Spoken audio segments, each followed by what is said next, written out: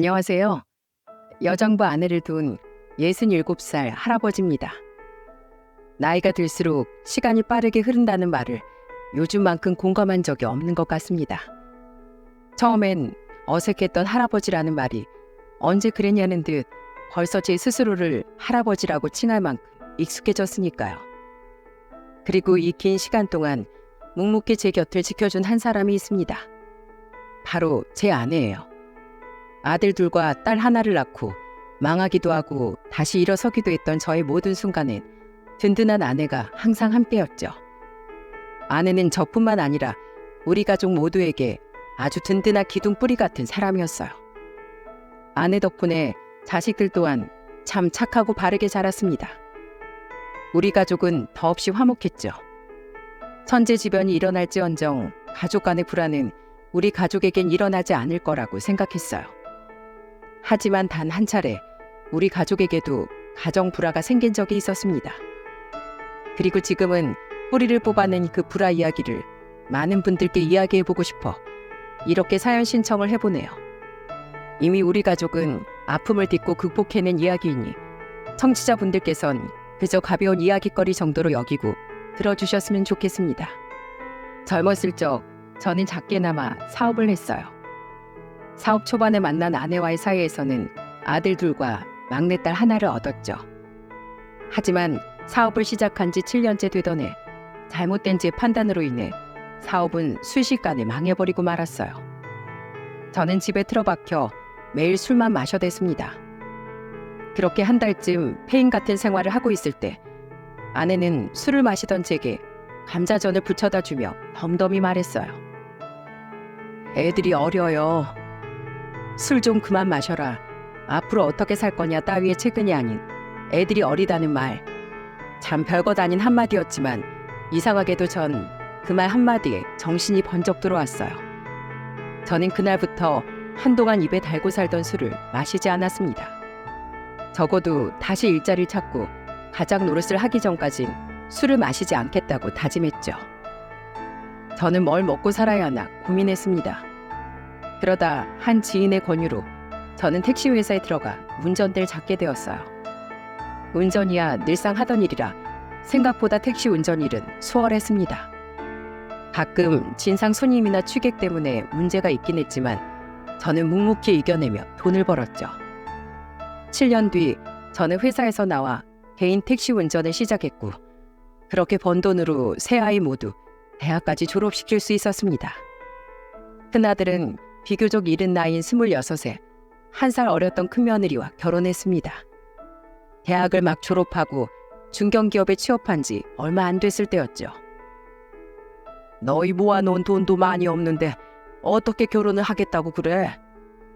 결혼을 하겠다며 과일 바구니를 들고 찾아온 큰며느리와 옆에 앉은 큰아들을 앞에 두고 저는 근심스럽게 물었어요. 그런데 큰아들이 대답하기도 전에 큰며느리가 먼저 말을 하더라고요. 그것도 밝은 얼굴로 아주 당차게 말입니다. 적긴 해도 제가 좀 모아놨습니다, 아버님. 전 대학에 안 가고 20살 때부터 직장 생활을 시작해서요. 그래서 태원시 취업하자마자 제가 먼저 결혼하자고 졸랐습니다. 사람 자체도 좋은데 직장까지 좋으니 다른 여자가 확 채가기 전에 제가 빨리 데려가려고요. 그러니까 아버님, 어머님 먼저 청혼한 제 면 좀 세워주시는 셈 치고 결혼 허락해 주세요. 부탁드립니다. 너무 당찬 큰며느리의 말에 저와 아내는 멈찌고 말았어요. 큰아들은 그런 큰며느리의 모습이 익숙한지 그저 민망한 표정을 지으며 저와 아내에게 웃어 보였죠. 저와 아내는 거침없이 솔직하고 시원시원한 큰며느리가 꽤 마음에 들었답니다. 작은 회사 영업사원으로 일하던 며느리는 대견하게도 그 나이에 4천만 원이라는 돈을 모아놨더라고요. 자식들 셋 다 공부시키고 대학 보내느라 저희 집도 사정이 어려운 건 아니었지만 저는 대견한 마음에 조금 무리해서 5천만 원을 지원해 주었어요. 사돈댁은 저희 집보다 더욱 여유가 없었습니다. 게다가 이미 큰며느리의 두 오빠를 결혼시키며 큰 돈이 나갔던 터라 사돈댁에선 더 이상 큰며느리에게 지원을 해줄 형편이 안 된다고 말씀하시더군요. 분위기를 보아하니 아들만 중요시하는 분위기의 집안 같아 밝아 보이는 큰며느리 나름대로 마음고생 많이 하면서 살았겠다는 생각에 저와 아내는 더욱 큰며느리에게 마음이 쓰였죠. 이후 큰아들 부부는 결혼하자마자 아이를 가져 연년생으로 아들을 둘 낳았어요. 집도 대출 끼고 전세로 얻어 빠듯한 마당에 아이들을 대체 어떻게 키우려는지 걱정이 되더군요. 회사 특성상 큰며느리는 아이들을 낳았을 때 출산휴가만 잠깐씩 쓸 수 있었을 뿐 이후엔 맞벌이를 위해 다시 복직을 해야 했거든요. 아니나 다를까 큰며느리는 아내에게 전화를 걸어 아이들을 좀 봐줄 수 있겠냐는 부탁을 하더군요. 결국 아내는 차로 30분 걸리던 큰아들네 집을 오가며 아이들을 봐주게 되었죠. 젊었을 때 한 푼이라도 더 벌자 싶어 하루에 12시간씩 일했던 전 손주들 육아를 도와주지 못했어요. 학교를 다니며 근처에서 자취를 하다 졸업 후엔 곧바로 대기업에 취업해 완전히 독립을 했던 작은 아들도 지방 국립대를 다니며 그곳 기숙사에서 살던 막내딸도 마찬가지였고요. 그런데 큰 손주를 돌봐주다가 둘째 손주가 태어나고 큰며느리가 다시 복직을 하면서부터 아내는 점점 집으로 돌아와 화를 내기 시작했습니다. 이유를 들어보니 듣는 제가 다 성질이 나더라고요. 여보, 오늘 며느리 걔가 나한테 뭐라는 줄 알아? 글쎄, 자기 내일 입고 출근할 옷이 하나도 없다면서 왜 빨래가 하나도 안 되어 있냐고 나한테 짜증을 내더라고. 내가 애들 보러 갔지? 지네 집 집안일 하러 간 식모야 뭐야? 저번엔 기껏 저녁밥 차려줬더니 밥이 질다고 투정을 부리질 않나? 큰아들 퇴근 전에 빽빽 울어대는 손주 두 놈 혼자 달래느라 힘들어 죽겠는데 퇴근하고 힘들다고 저 혼자 소파에 들어 누워서 잠을 자고 있질 않나? 며느리 걔 처음엔 솔직하고 당차다고 좋아했더니 지금 보니 할 말 못할 말 구분 못하고 제멋대로인 애인 것 같아. 아유, 애들이 워낙에 어리니 내가 그 집에 발길을 뚝 끊을 수도 없고. 큰아들이 큰며느리보다 먼저 집에 들어오는 날엔 큰아들은 꼭 손수 밥을 차려 아내에게 저녁을 대접하고 가끔씩 택시비라도 하라며 아내 손에 몇만 원씩 쥐어주었다고 합니다. 대출금에 애들한테 나갈 돈도 많아 더 많이 챙겨드리지 못해 죄송하다면서요. 그리고 큰며느리가 개념 없는 말을 해댈 때마다 쓴소리를 하며 큰며느리의 입을 막았다네요. 하지만 어느 날 결국 아내의 화가 폭발하는 일이 발생하고 말았죠. 그날따라 손님이 없어 일을 일찍 마친 전 아내와 같이 집에 갈 요량으로 큰아들의 집으로 향했습니다. 집에 마침 큰아들 부부도 일찍 퇴근해 있더라고요. 그날 큰아들은 안 그래도 드릴 말씀이 있었다며 앞으로 매달 아내에게 100만 원씩을 드리고 싶다고 말하더군요. 엄마, 애 둘 봐주시는데 100만 원도 적은 돈인 거 알아요. 더 드리지 못해서 죄송해요. 그래도 그냥 제 마음이라고 생각하시고 용돈 삼아서 받아주세요. 큰아들은 내심 최근 큰며느리가 아내에게 하던 개념 없는 말들에 대해 죄책감을 느끼고 있던 것 같았습니다. 그때였어요. 당신, 잠깐 나랑 얘기 좀 해. 주방에서 물을 마시던 큰며느리는 다급히 달려와 큰아들을 끌고 안방으로 들어가더군요. 그리고 안방에서 오가던 고함 소리를 들은 저와 아내는 기가 차서 뒤로 넘어갈 뻔했습니다. 나랑 상의도 없이 갑자기 100만 원을 왜 드려? 뭘 상의가 없어? 당신 우리 엄마한테 개념 없이 행동하는 거 죄송해서라도 다달이 엄마한테 돈 드려야겠다고 얘기했잖아. 그래봤자 20만 원 정도인 줄 알았지. 그리고 내가 어머님한테 못할 말 했어? 왜 이렇게 유난이야? 어차피 집에서 쉬엄쉬엄 애들 보실 때 집안일도 좀 해주시면 좋잖아. 당신도 편하고 나도 편하고. 요즘 세상에 100만 원이 얼마나 큰 돈인데 고작 손주들 좀 봐준다고 그 금액을 줘? 당신 돈이 썩어나? 손주 얼굴 한 번이라도 더 보고 싶어서 난리인 조부모들이 얼마나 많은데. 우린 매일같이 애들 보여드리고 있으니까 오히려 우리가 돈을 받아야 하는 거 아니야? 그리고 애 봐주기 싫으면 자기 자식들이 맞벌이 안 해도 되게 그만한 돈을 지원해 주던가 해야지. 그 돈 못 대주면 아무 소리 말고 자식 부부 맞벌이 할 수 있게 손주 봐주는 거 당연한 거 아니야? 내 말이 틀려? 듣자 하니 큰며느리의 말은 걸을 거 하나 없이 너무 대바라졌더군요. 너무 화가 난 제가 벌떡 일어나려는데 옆에서 손주들을 보고 있던 아내가 저보다 더 빨랐습니다. 아내는 안고 있던 둘째 손주를 제게 넘기더니 안방문을 벌컥 열고 들어가 냅다 호통을 쳤어요. 예, 애미 너 지금 뭐라고 했니? 뭐가 당연하다고? 내가 너한테 손주 좀 낳아달라고 애원이라도 했니? 내가 너희 한 푼이라도 빨리 모으라고 도와주고 싶어서 온 거지. 무슨 소풍 오는 마음으로 오는 줄 알아? 며느리한테 식모 취급 받아가면서? 네가 나한테 고생했다는 말을 한 번 해봤니? 어깨라도 한번 주물러줬어? 난 기분 나빠서 더 이상 너희 애들 못 봐준다. 어린이집에 보내든 한 놈이 직장을 그만두든 너희 알아서 해. 어머니, 잠시만요. 제 얘기 좀 들어보세요. 고개 숙인 큰아들과 다급히 아내를 붙잡으려는 큰며느리를 뒤로하고 아내는 집을 나가버렸습니다. 저는 그런 아내를 따라 나가며 큰아들을 향해 한마디 했죠. 마누라 교육 똑바로 안 시킬래? 어디 마누라 간수 하나 똑바로 못해서 고생하는 제 엄마가 저런 소리를 듣게 만들어. 죄송해요, 아버지. 큰아들은 고개를 떨구고 제 눈을 마주치지 못했습니다. 다음날 큰아들은 아침 일찍 아내에게 전화를 걸어 이렇게 말하더군요. 죄송해요, 엄마. 이제 앞으로는 저희 애들은 저희가 알아서 돌볼게요. 저도 너무 안일한 마음으로 엄마에게 부탁을 드렸던 것 같아요. 우선 애들은 집사람한테 맡겨두고 나와버렸어요. 자기도 출근해야 된다고 징징거리길래 네가 벌인 일은 네가 알아서 해결하라고 말했네요. 성격이 이상해진 건지 그게 본 모습인 건지 모르겠지만 이참에 애들 엄마 그 잘못된 정신머리 좀 뜯어 고쳐놔야겠어요. 얼마 후 결국 방법을 찾지 못했는지 큰며느리는 손주들을 데리고 저희 집에 찾아왔습니다. 큰며느리는 제 아내 앞에 무릎을 꿇고 사정을 했죠. 어머님, 아직 기분 다 안 풀리셨어요? 그땐 제가 정신이 나갔었나 봐요. 정말 죄송했어요, 어머님. 이제 화 푸시고 다시 저희 애들 좀 봐주시면 안 될까요? 제가 시터 비용을 알아보니까 글쎄 월에 못해도 250만 원은 줘야 하더라고요. 그런데 어머님, 저희 형편 아시잖아요. 어머님, 제가 어머님 하시던 일이 그만한 값어치를 하는 줄도 모르고 너무 경고망동했어요.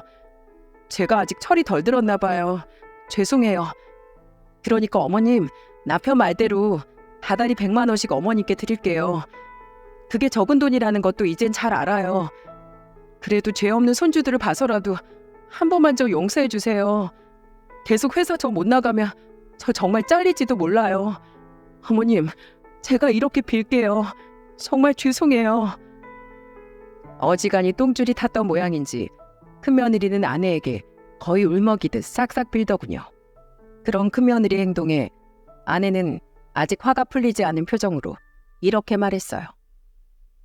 내가 너희 예뻐서가 아니라 내 손주들 딱 해서 이번 한 번만 딱 봐주는 거야. 그리고 그 100만 원 내가 너 괘씸해서라도 꼬박꼬박 매달 받을 거니까 한 달이라도 밀릴 생각 마라. 너 이렇게 시건방지게 굴면 그땐 나 정말 너 안 본다. 알았어? 그렇게 아내는 다시 손주들을 봐주게 되었습니다. 큰며느리는 그때 기가 팍 죽었는지 더는 아내에게 함부로 굴지 못했죠. 그런데 큰아들이 결혼하고 3년 뒤 정말 청천벽력 같은 사건이 제게 일어나고 말았어요. 여보, 이상해. 내 다리가 말을 안 들어. 저는 큰 사고를 당한 후 병원에서 눈을 떴습니다. 지방으로 향하던 장거리 손님을 태워주고 서울로 돌아오고 있었는데 제 차 앞에서 달리던 화물차 운전기사가 졸음운전을 하고 있던 거예요. 그것도 고속도로에서 말이죠. 차선을 벗어난 화물차 기사는 자기도 모르게 급정거를 했고 뒤따라가던 제 차는 그대로 화물차에 부딪혀 튕겨져 나가고 말았습니다. 그리고 결국 척추를 크게 다친 전 하반신 마비 판정을 받고 말았죠. 아내는 손주를 돌보는 일을 그만두고 제 옆에 붙어있기 시작했어요. 손주들이 그래도 갓난쟁이 시절은 지났기에 큰아들 부부는 손주들을 어린이집에 보낼 수 있었거든요. 그리고 상태가 심각했던 전 꽤 오래 병원 신세를 진 후에야 퇴원할 수 있었습니다. 그리고 당시 만약 제 아내가 아니었다면 저는 정말로 극단적인 선택을 했을지도 모릅니다. 저는 자괴감에 휩싸여 매번 아내에게 짜증을 냈습니다. 아내가 물과 함께 가져다 준 약봉지들을 바닥으로 던지고 식음을 전폐했어요. 제가 그럴 때마다 아내는 제게 불같이 화를 내더군요. 이렇게 된 지가 벌써 1년이 넘어가는데 언제까지 이렇게 살 거야? 이럴 시간에 밥 챙겨 먹고 재활치료 나가서 발가락 하나라도 움직여 보도록 연습해. 당신 이제 고작 56인데 앞으로 몇십 년을 이렇게 못난 모습으로 살 거야? 아내는 무너지지 말라며 계속해서 절 채근했어요. 하지만 그럴수록 전 더더욱 망가져갔죠. 그러던 어느 날이었습니다. 그날따라 신경이 더욱 예민했던 전 아내가 차려준 밥상을 그대로 바닥에 엎어버리고 말았죠. 안 먹어. 안 먹는다고. 나 같은 게 더 살아서 뭐해. 그런데 평소 같았으면 곧바로 또다시 화를 냈을 아내가 이번엔 아무런 말도 하지 않더군요. 아내는 바닥에 엎어진 음식들을 바라보다가 그대로 쪼그려 앉아 음식들을 줍기 시작했습니다. 그러다 갑자기 아내는 어깨를 가늘게 떨며 흐느꼈어요. 이제 제발 그만해 여보. 나 너무 지쳐. 가슴이 쿵 내려앉는 것 같았습니다. 충격적이었어요. 항상 강하기만 했던 아내의 약한 모습을 보니 말이에요. 너무 놀란 전 아무 말도 못하고 굳어버렸고 아내는 계속해서 흐느꼈죠. 휠체어에서 스스로 내려오지 못하던 전 아내의 등에 손을 얹었습니다. 그리곤 뭐라고 말해야 할지 망설이다가 겨우 한마디를 내뱉었어요. 미안해 여보. 내가 잘못했어. 아내의 눈물은 저를 완전히 바꿔놓았습니다. 그날 이후 저는 그동안 거부하던 재활치료를 다시 나가기 시작했어요. 하지만 제 다리는 별 차도가 없었죠. 아내는 그런 저에게 이렇게 말해주더군요. 뭐든 노력하고 있다는 것만으로도 한 발자국 더 나아간 거야. 지금 당신 충분히 잘하고 있어. 난 당신이 자랑스러워. 아내의 응원 덕에 저는 더 이상 무너지지 않고 마음을 다잡을 수 있었어요. 그렇게 저는 사고가 난 지 2년 만에 스스로를 똑바로 마주하고 제가 장애인이 되었다는 사실을 받아들일 수 있었습니다. 그리고 그해 아내는 제게 폭탄 선언을 했어요. 여보, 나 당신처럼 택시 운전 한번 해보려고. 뭐? 당신이? 이미 법인 택시 회사에 면접도 보고 왔어. 왜? 나라고 뭐 못할 것 같아? 나도 운전면허 있어. 여태 당신이 나랑 자식들 먹여 살리느라 고생했잖아. 그거 이제 내가 할게. 내가 이제부터 당신 책임질 테니까 당신은 나만 믿어. 알았지? 처음부터 쉬운 일은 없다고 아내는 한동안 많은 고생을 했습니다. 길을 잘못 들어 손님에게 욕을 바가지로 먹기도 했고 취객 때문에 경찰서를 들락거리고 가끔씩 접촉사고를 내기도 했죠. 그럴 때마다 아내는 집에 들어와 대차게 욕을 한 바가지 쏟아냈어요. 그리곤 속이 시원하다며 다음 날이면 아무 일도 없었다는 듯 씩씩한 얼굴로 제게 출근 인사를 건네더군요. 그런 아내에게 고맙고 미안한 마음에 저는 뭐라도 도움이 되고자 더더욱 열심히 재활치료를 했고 팔 힘이 강해져 나중엔 지지대를 붙잡고 혼자 화장실도 가고 휠체어를 밀며 한 손으로 청소기도 돌릴 수 있게 되었어요. 아내가 택시 운전을 시작하고 2년 뒤 큰며느리는 보험회사 영업사원으로 이직을 하게 되었습니다. 전에 일하던 회사가 그만 망하고 말았거든요. 그런데 큰며느리의 이직이 우리 가족에게 그렇게 많은 스트레스를 몰고 올 거라곤 미처 상상하지 못했어요. 어머님, 아버님, 지금 든 보험 몇 개나 있으세요? 큰며느리는 제일 먼저 저와 아내에게 보험을 권유하기 시작했습니다. 그동안 제 병원비 때문에 사정이 더욱 안 좋아져 우리는 큰며느리의 부탁을 거절하려 했지만 큰며느리는 막무가내로 우리에게 사정을 하더군요. 저 입사 초반이라 아직 실적 쌓으려면 한참 멀었단 말이에요. 저희 부모님이랑 오빠들은 절대 싫다고 제 말은 들어주지도 않아요. 제발 며느리 살려주신다고 생각하고 한 번만 도와주세요. 네? 제발요. 저와 아내는 하는 수 없이 큰며느리를 통해 암보험과 연금보험 등 각각 30만 원어치의 보험을 들었습니다. 어찌됐든 잘 살아보겠다고 노력하는 큰며느리 한번 도와주자 싶었거든요. 사실 큰며느리는 각각 50만 원어치는 들어야 한다고 우릴 닥달했는데 그 정도까진 우리 형편엔 도저히 어렵더라고요. 그런데 문제는 저희 막내딸이었습니다. 졸업한 대학이 있던 지방의 중소기업에서 일을 하고 있던 막내딸은 저와 아내를 보러 서울로 올라온 어느 날 조심스럽게 말을 꺼냈어요. 저 엄마, 나 얼마 전에 새언니가 보험 좀 들어달라고 지방까지 찾아와서 부탁하길래 하는 수 없이 들어줬거든? 해약해도 원금 보장이 된다고 해서 100만 원짜리 변액보험을 들었는데 엄마도 알잖아. 내 월급 200만 원대 초반인 거. 월세 내면서 그 돈 감당하기가 너무 힘들어서 그냥 해약하려고 했는데 그게 5년이 지나야지만 원금 보장이 된대. 나 계속 이 돈 내기가 너무 힘들 것 같은데 어떻게 하지? 아내는 잔뜩 화가 나 당장의 큰며느리를 집으로 호출했습니다. 그런데 큰며느리는 오히려 뻔뻔하게 나오더라고요. 너 수진이한테 터무니없는 보험 들게 했다며? 그것도 5년 뒤부터 해약해도 원금 보장된다는 말을 쏙 빼놓고 개사정 뻔히 하면서 어쩜 그렇게 가족 등쳐먹을 생각을 하니? 네? 아가씨 몰랐어요? 전 당연히 아시는 줄 알았죠. 네가 말을 안 해줬는데 얘가 어떻게 알아? 가족끼리니까 어련히 좋은 걸로 추천해줬겠지 하고 이 착해 빠진 수진이가 아무런 의심도 안 했단다. 잔말 말고 이거 어떻게 할 거야? 원금 다 보장받을 방법 없어? 없으면 내가 다 날리게 생긴 몇 달치 보험금 수진이한테라도 줘서라도 해약시킬 거야. 지금 얘 친구도 못 만나고 식비까지 아껴가면서 겨우겨우 생활한단다. 네? 해약이라뇨? 안 돼요, 어머님. 저 이미 성과급 다 받았는데 그거 해약하면 저 돈 한수 당해요. 아가씨, 어떻게 4년 반만 좀 버텨보세요. 네? 가족 좋다는 게 뭐예요? 너 정말 왜 이렇게 뻔뻔하니? 네 성과금을 어떻게 가족 등쳐먹은 돈으로 채워?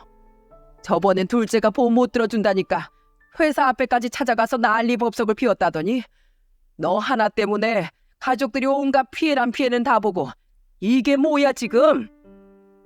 아내의 언성이 점차 높아지자 막내딸은 아내를 말렸습니다. 그리고 그 착한 막내딸은 결국 이렇게 말하더군요. 엄마 그만해. 그냥 그 보험금 내가 계속 낼게. 까짓 거 5년짜리 적금 빡세게 들었다고 생각하지 뭐. 결국 막내딸은 5년 동안 팔자에도 없는 고액 적금을 들며 고생을 해야만 했습니다.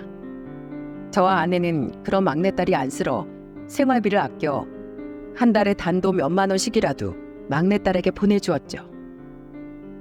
한바탕 난리가 지나간 뒤 작은 아들은 결혼을 했습니다. 작은 아들은 여전히 대기업에 다니고 있었고 작은 며느리 또한 유명한 백화점에서 관리직으로 일을 하고 있었어요. 그런데 항상 분란을 만들던 큰며느리는 이제는 작은 며느리에게 시비까지 걸고 다니더군요. 동서, 월급 얼마나 받아? 저요? 한 400 조금 넘게 받는 것 같아요. 에게, 그럼 내가 더 많네. 뭐 물론 영업사원마다 다르겠지만 난 워낙에 실적이 좋아서 한 달에 6, 700은 받는데 명문대 나와서 대기업 다니는 거 아무 소용없다. 그치? 그러게요. 많이 받으시네 형님. 대단하세요. 옆에서 듣고 있자니 기가 찼습니다. 그렇게 힘들다고 아우성을 치면서 가족들 등골을 빨아먹더니 정작 자신은 저만한 월급을 챙겨 받고 있었다는 것이요. 이외에도 큰며느리는 자꾸만 작은 며느리에게 자격지심을 부렸습니다. 학벌과 직업, 게다가 작은 아들이 큰아들보다 회사도 조금 더 큰 곳을 다녔으니 남편의 벌이마저 작은 며느리에 비해 기운 큰 며느리는 틈만 나면 작은 며느리를 깎아내리려고 했어요. 작은 며느리가 우리 주겠다고 사온 백화점 물건을 보고 재고 처리하는 떨이를 사온 거 아니냐며 괜히 시비를 걸기도 했고 성형한 거 아니냐며 작은 며느리의 코를 덥석 잡고 흔들다 아내에게 등짝을 맞기도 했죠. 정말 제 며느리지만 사람이 참 못났다는 생각이 머릿속에 드는 건 어쩔 수 없더라고요. 그래도 작은 며느리는 조용히 웃으며 큰 며느리에게 져줬습니다. 그런데 나중에 작은 아들에게 들어보니 작은 며느리 또한 원래는 한 성격 한다더군요. 그냥 집안에 분란 일으키기도 싫고 엄마 아빠 앞에서 괜히 싸우는 모습 보이고 싶지도 않아서 참은 거래. 작은 며느리는 큰 며느리와 달리 참 속이 깊은 아이였어요. 하지만 징한 큰 며느리는 결국 그 착한 작은 며느리의 인내심을 폭발시키고 말았죠. 어느 날 아내는 또 작은 며느리에게 시비를 걸고 있는 큰 며느리를 발견하곤 큰 며느리를 꾸짖더군요. 넌 왜 맨날 작은 애를 못 괴롭혀서 한달이야? 왜 그렇게 심보를 못 되겠어? 어머님은 왜 맨날 동서만 예뻐하세요? 저도 다 이유가 있어서 그런 거라고요. 제 차는 국산이고 동서 차는 외제차인 거 아시죠? 근데 동서가 저한테 뭘 하는 줄 아세요? 글쎄, 국산차 같은 걸 창피해서 어떻게 타고 다니냐는 거예요. 형님, 제가 언제 그런 말을 했어요? 어머, 어머님 앞이라고 오리발 내미는 것 좀 봐. 아주 상여우가 따로 없네. 형님, 제발 없는 말 좀 지어내지 마세요. 작은 며느리는 그날 결국 그동안 눌러왔던 화가 폭발한 듯 큰 며느리에게 소리를 치기 시작했습니다. 저희 아빠 차가 10년대 국산차인데 제가 국산차를 왜 무시해요? 요샌 국산차나 외제차나 좋은 건 매한가지인데 그냥 뒷 범퍼가 다 찌그러진 차를 보고 어떻게 수리도 안 하고 저런 차를 타고 다니냐고 말했을 뿐이잖아요. 제발 형님 저한테 시비 좀 걸지 마세요. 바쁘시다는 분이 할 일이 그렇게 없으세요? 난생 처음 보는 작은 며느리의 모습에 큰 며느리는 그제야 깨갱하며 아무 말도 못하더군요. 그리고 더 이상 작은 며느리가 만만한 사람이 아니라고 느꼈는지 이후 큰 며느리는 더 이상 작은 며느리에게 시비를 걸지 못했어요. 시간이 흘러 저는 어느덧 66살이 되었습니다. 당시 아내는 큰 며느리에 대한 언짢음이 극에 달했어요. 최근 몇 년간 큰 며느리는 전국으로 보험 판매를 하러 돌아다녔는데 한 번 가면 이틀은 기본에 가끔은 2박 3박을 묵고 오기도 했었거든요. 얘 태연아, 어멈 옆에 있니? 추석 때문에 물어볼 게 있는데 전화를 안 받네. 아니요, 그 사람 남해 갔어요. 아마 오늘 안 들어올 거예요. 뭐? 부산 다녀온 지가 일주일도 안 됐는데 또? 아니, 지방으로 보험 팔러 다니는 건 그럴 수 있다고 치자. 그런데 왜 거기서 매번 자고 오는 거야? 평소에도 맨날 밖에서 싸돌아다니다 밤에 들어온다며. 요새 애들은 매번 너 혼자 보지? 집안일도 다 네가 하고. 걘 맨날 밖으로만 싸돌아다닐 거면 대체 결혼을 왜 했대니? 그냥 뭐 오늘은 고객이 볼 일이 있다고 저녁에 좀 보자고 했다나 봐요. 시간이 늦으니까 자고 온다고요. 이젠 저도 익숙해요. 애들도 자기 엄마가 집에 오래 있으면 오히려 어색해할 때도 있고요. 저도 정말 지겹네요, 엄마. 아내는 큰 며느리만 떠올리면 진절머리를 했습니다. 그런데 몇 주 뒤 그동안에 비하면 비교도 되지 않을 큰 사건이 결국 터지고 말았어요. 다른 날도 아닌 명절의 말이죠. 추석 전날 아내는 주방에서 음식할 준비를 하고 있었고 저는 휠체어에 앉아 거실에서 TV를 보고 있었습니다. 두 손주와 큰아들 내외와 함께 말이죠. 세월이 어찌나 빠른지 손주들은 어느덧 각각 초등학교 6학년, 5학년이 되어 있었어요. 할아버지, 다리는 좀 괜찮으세요? 제가 주물러 드릴까요? 나도. 형은 왼쪽 주물러 드려. 난 이쪽 주물러 드릴게. 착하게 자란 손주들은 감각도 없는 제 다리를 연신 주물러 주더군요. 그런 손주들이 대견하기도 하고 고맙기도 해 저는 주머니에서 10,000원짜리 지폐 2장을 꺼냈습니다. 전날 아내가 손님에게 팁을 받았다며 제 용돈하라고 장난스럽게 주머니에 쑤셔 넣어 주었던 돈이었죠. 혼자서 밖에도 잘 못 나가는 제가 돈을 가지고 있을 일이 별로 없었는데 조금 구겨진 돈이긴 했지만 마침 잘 됐다 싶었어요. 우리 지호, 윤호, 이 할애비 다리 주물러줘서 주는 용돈이다. 자, 10,000원씩 나눠 가져라. 와, 할아버지 짱! 감사합니다. 할아버지, 다음에 다리 또 주물러 드릴게요. 그렇게 큰 돈도 아니건만 고맙게도 좋아해주는 손주들을 보니 뿌듯했습니다. 손주들이 어느 정도 컸을 땐 제 다리가 이미 이렇게 된 후라 손주들에게 직접 용돈을 줘본 적이 한 번도 없었거든요. 그런데 웬걸 순간 상상도 못할 광경이 제 눈앞에 펼쳐졌어요. 아버님, 진짜 너무한 거 아니에요? 옆에서 그 모습을 보고 있던 큰며느리가 갑자기 저를 획 쏘아보며 신경질을 내는 겁니다. 저는 너무 당황한 나머지 눈을 끔뻑이며 큰며느리를 올려다봤어요. 큰며느리는 씩씩대며 제게 이러더군요. 아버님, 저번 설에 동선의 아들한테는 5만 원짜리 주셨잖아요. 제가 차에 타 있어서 못 봤을 줄 아시죠? 어머님이 몰래 걔한테 돈 주시는 거 제가 다 봤어요. 심지어 걘 고작 4살이고 우리 애들은 초등학생인데 왜 돈으로 애들을 차별하세요? 아버님도 동서가 더 예뻐서 제 애들이랑 동서 애들 차별하시는 거예요? 진짜 쪼잔하게 10,000원이 뭐야, 10,000원이. 자꾸 이렇게 차별하시면 저 앞으로 여기는 안 올 거예요. 황당했어요. 아니, 제가 돈을 빼앗은 것도 아니고 용돈을 준 건데 그게 이렇게 화가 날 일인가요? 그리고 어디 위아래도 없이 시어른에게 쪼잔하다는 말을 한단 말입니까? 저는 너무 화가 나 큰며느리에게 호통을 치려고 했어요. 그런데 그때 주방에서 상황을 모두 본 아내가 잔뜩 화가 나 달려오더군요. 가뜩이나 최근 큰며느리에게 잔뜩 벼르고 있던 아내는 삿대질까지 해대며 큰며느리를 마구 몰아붙이기 시작했습니다. 어디 시부모 어려운지 모르고 함부로 떠들길. 5만 원? 그때 네 동서가 집으로 돌아가기 직전에 나한테 몰래 용돈 봉투 지어주더라. 그것도 50만 원을. 내가 안 받겠다는 거 한사코 지어주길래 고맙고 미안해서 거기서 5만 원짜리 하나 꺼내서 둘째네 애한테 줬다. 넌 명절이라고 와서 전 집어먹을 줄만 알지.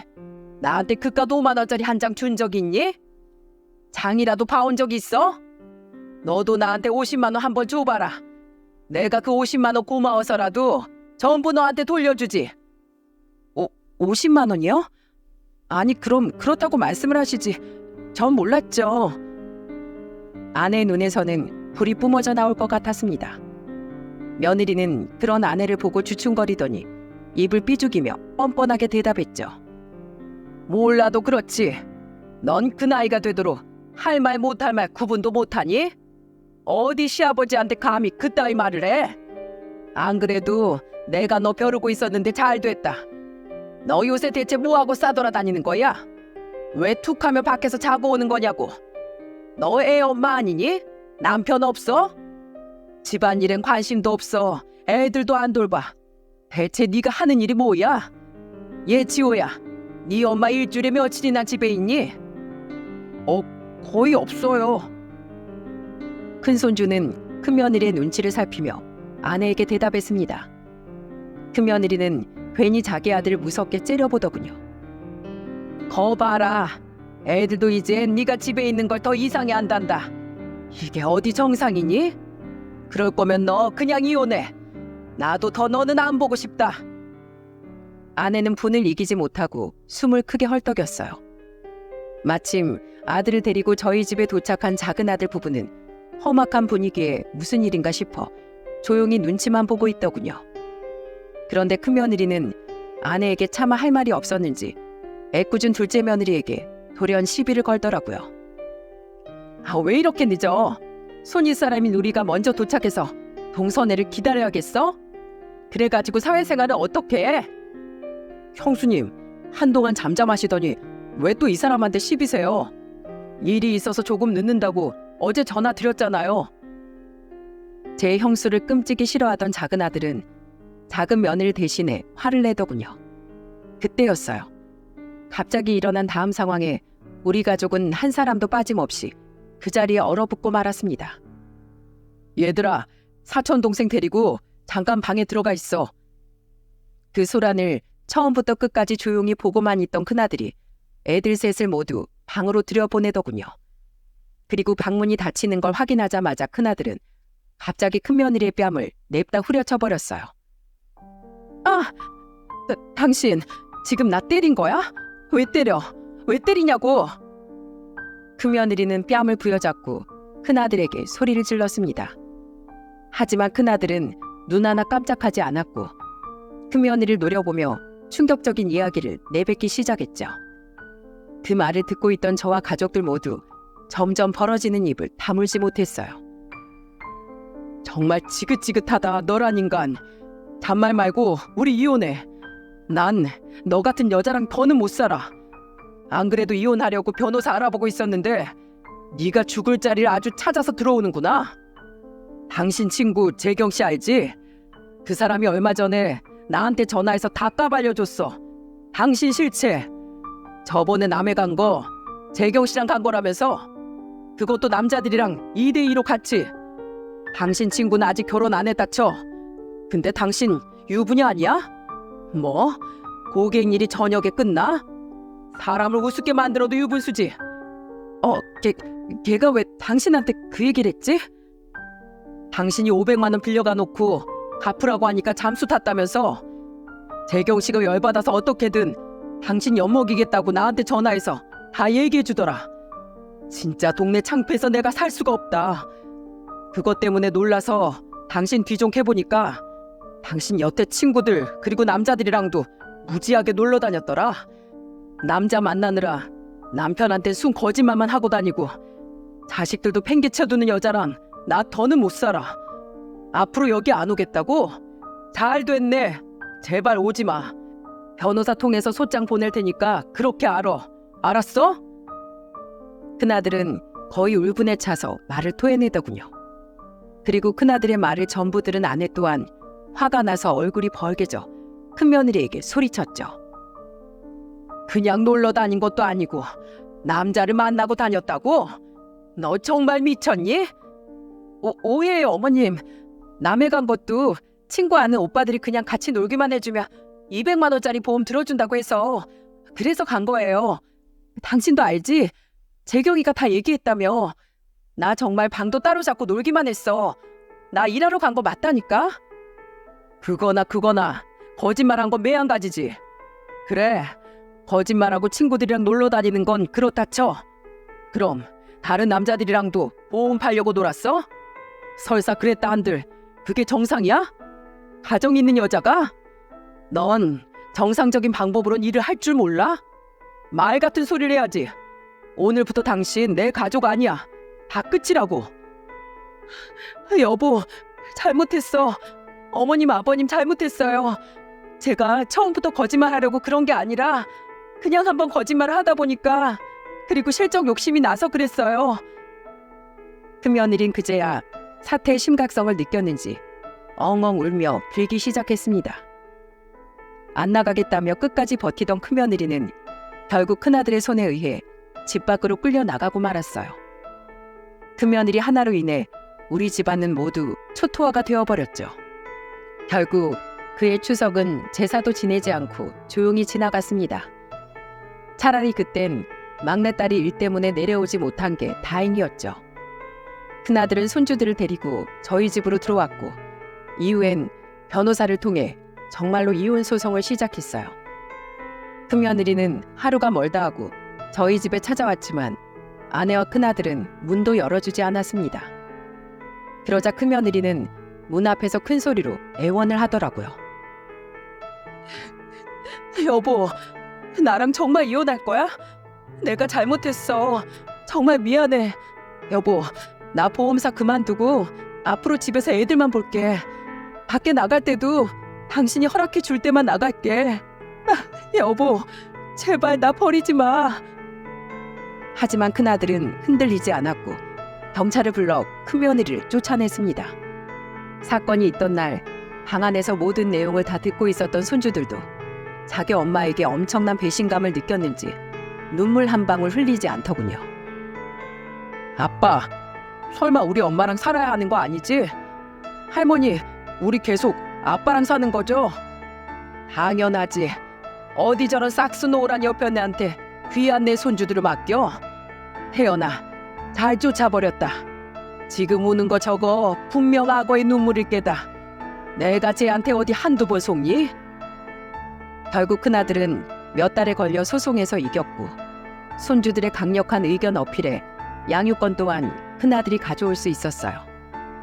게다가 큰며느리의 유책 사유가 너무도 컸기에 큰아들은 원래 살던 전셋집을 비롯해 가져올 수 있을 만큼의 최대한의 재산을 분할받을 수 있었죠. 당장 푼돈만 가지고 쫓겨나게 생긴 큰며느리는 지푸라기라도 붙잡고 싶은 마음이었는지 아내에게 전화를 걸어 사정사정을 하더라고요. 어머님, 제발 애들 아빠 마음 좀 돌려주세요. 애들한테는 그래도 엄마가 있어야 하잖아요. 친정 부모님 저한테 잔뜩 화가 나서 친정에 들어올 생각은 꿈에도 하지 말래요. 어머님, 친정 식구들은 원래 저한테 관심 없는 거 아시죠? 제발 어머님마저 저 버리지 말아주세요. 아내가 스피커폰으로 통화를 했던지라 저 또한 통화 내용을 모두 들을 수 있었습니다. 그리고 아내는 그런 큰며느리에게 딱 한마디를 남겼죠. 우리가 널 버린 게 아니다. 네가 먼저 우릴 배신한 거지. 널 엄마라고 불러야 하는 네 애들을 위해서라도 제발 착실하게 살아. 내가 너한테 해줄 수 있는 말은 이 말밖에 없다. 아내의 말을 들은 큰며느리는 마침내 자포자기했는지 조용히 흐느끼며 전화를 끊더군요. 그게 큰며느리와의 마지막이었습니다. 그렇게 저희 가족은 10여 년간 우리 집안을 휩쓸던 분란의 뿌리를 영원히 떼어놓을 수 있었어요. 그렇게 소란스럽던 작년 추석 이후 벌써 1년이 흘렀습니다. 요즘 저희 집 분위기는 새삼 많이 달라졌어요. 할아버지, 학교 다녀왔습니다. 아, 형, 나도 교복 입고 싶다. 난 언제 중학생 돼? 너도 내년이면 중학교 가잖아. 할아버지, 저 오다가 용돈으로 치킨 사왔어요. 할아버지랑 먹으려고요. 우와, 형, 한 마리야? 그럼 이번엔 내가 닭다리 먹으면 안 돼? 안 돼. 할아버지 다리 건강해지셔 하니까 하나는 할아버지 거야. 남은 하나는 남겨놨다가 할머니 드릴 거고. 항상 아내가 일을 나가면 정막만 흐르던 이 집은 이젠 손주들의 소란스러운 목소리로 가득 차게 되었답니다. 게다가 두 놈 다 자기 아빠를 닮아서 어찌나 착한지 저와 아내를 그렇게 챙기곤 해요. 덕분에 요새 저는 두 다리를 잃은 후 가장 많이 웃고 가장 많이 행복해하는 중이랍니다. 행복이 넘치자 그게 에너지라도 됐는지 저는 최근 기적처럼 두 다리로 일어서는데 성공했어요. 비록 지지대 의지에 부들대다 3초 만에 다시 주저앉긴 했지만 이 정도면 장족의 발전이라며 병원에선 제게 박수까지 쳐주더군요. 그동안의 노력이 드디어 빛을 발한 거라면서요. 큰아들은 최근 승진을 했습니다. 때문에 일 또한 더욱 바빠져 저와 아내에게 미안해하곤 합니다. 손주들을 맡겨놓고 자신이 챙기지 못한다면서요. 아내는 그런 큰아들에게 웃으며 말했죠. 네 밥이나 잘 챙겨 먹고 다녀.